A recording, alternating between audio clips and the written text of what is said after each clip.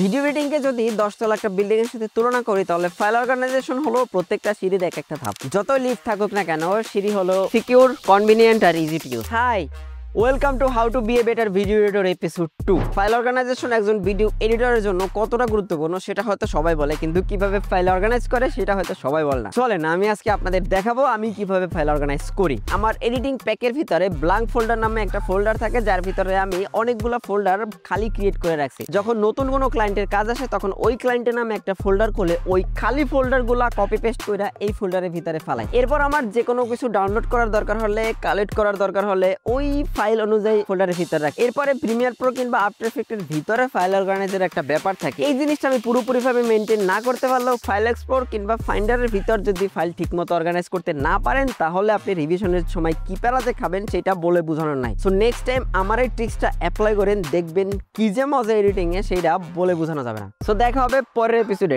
Tata.